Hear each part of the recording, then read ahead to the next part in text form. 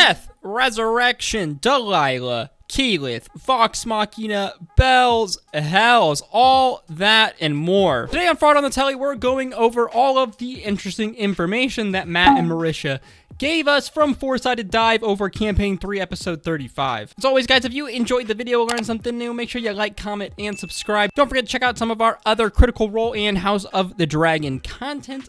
Let's get it right into it, shall we? So before we get into all the juicy Campaign 3 details, let's just take a second and appreciate the outfits for tonight's Four-Sided Dive episode. Yes, it's October, so it's Halloween time, and the cast did not disappoint. As well, thank you, Travis and Laura, for this amazing GIF. So it's been a week since we've had anything Critical Role related, so a little refresher where our game left off. Laudna had just been killed, and the cast were unable to revive her. They had just escaped Bossaros, turning to Esteros to get the reward, where they contacted Keyleth through Orem's relationship with her, and somehow convinced her to tree stride over to them, pick them up, and then take them to Whitestone. Yeah, that might just be one of the biggest cliffhangers in Critical Role history, and man, was I a little peeved about this week's break. But that is okay, because Tuesday night, Matt and Marisha actually gave us a lot of information that I had not heard yet about kind of teasers for the upcoming episode and what Marisha plans on doing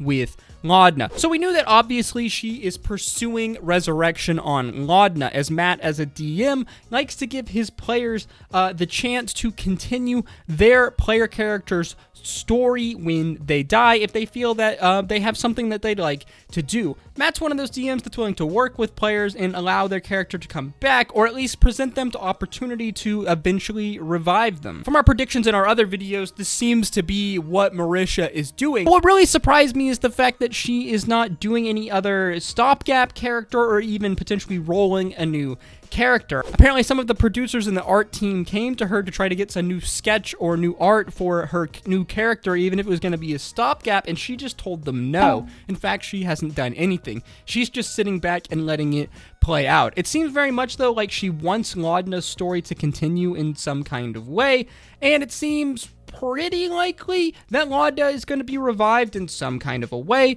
next episode, but we're just really not sure yet. Personally, I think this is really cool of Marisha to do. She's completely fine with just sitting back and watching what happens, watching what plays out. If the party aren't able to revive her, then she'll probably just either talk to Matt and maybe go a different way with a new character or another character that's somehow linked to the Delilah story, or somehow they'll bring Laudna back in some way. At the end of the day, there's no right way to run or play D&D. It's really whatever you and your group feel you would like to do best. And personally, I really appreciate Matt's rules here and his stance on player character death and revival. He gives them the opportunity to do it. He just makes it a bit of a challenge, which I think is completely fair. Because when your player character dies, you want it to mean something. Death in D&D should mean something. And sometimes it's really hard to make it mean something in a fantasy world where resurrection magic is readily available. I mean, our party here had 2 revivify spells on hand as well. Laudna, in her character kit, has a plethora of ways to get up from being unconscious.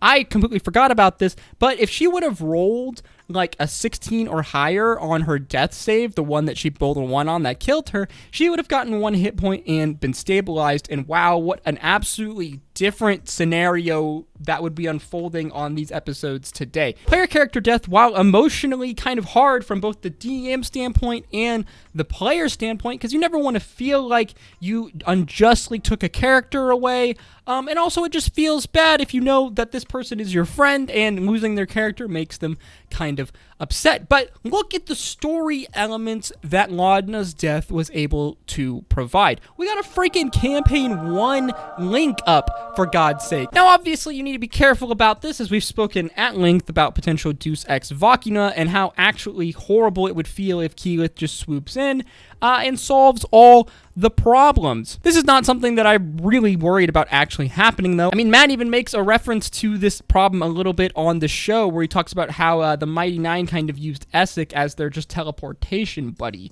Like, you don't want to ever allow an NPC to just be kind of used by the players to circumvent a lot of your narrative and story, because it can kind of cheapen it in a lot of ways, in my opinion. So obviously we know that Keyleth will be there, and they're heading to Whitestone, so we can assume Vex and Percy. It's been somewhere, according to the wiki, around like 30 to 40 years from the start of Campaign 1 to the start of Campaign 3. So that would put Percy probably in his 50s, maybe even early 60s. I don't remember exactly how old he was. As well, we know that Vex is a half-elf, so she will be surely super young. And it's likely that they have a few children running around who could be in their teenage years, or maybe even older, or possibly younger. Pike, as well, we know, decided to take up residency of Whitestone the last time we saw Whitestone at the end of Campaign 1. As well, we know that Grog as well also stays in Whitestone, but it's unsure if either of these two characters will be there. It's possible that Pike will be the one that does the resurrection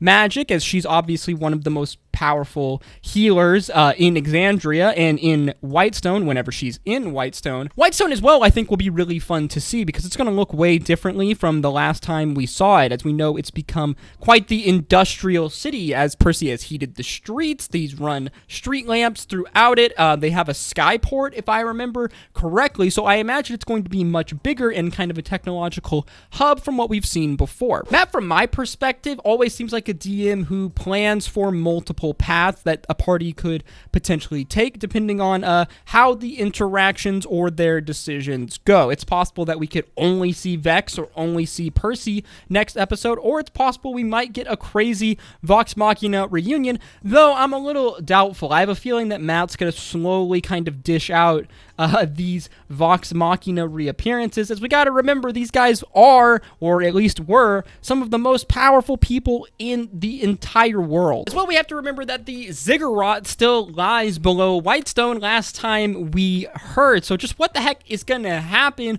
with Delilah and Laudna when they get reunited with this ziggurat? That's obviously assuming that they get revived. It's really hard to make predictions like this because there's just so many things going on, and we just don't know what Matt is thinking. It really does seem like if they are going to revive Laudna, there is going to have to be, I would imagine, some kind of price fade or favor owed to either Keyleth or Pike, or possibly Percy or Vex, because once they learn Laudna's relationship with Delilah, they're obviously going to be extremely wary. That is, unless they decide not to tell them everything, or if, you know, they just never find out. Let me know your thoughts in the comments down below. What do you think is going to happen on episode 36 of Critical Role Campaign 3? What members of Vox Machina do you think will make an appearance? And do you think that Laudna will be revived? I think she will, but I think that it might take a few more episodes. I would actually be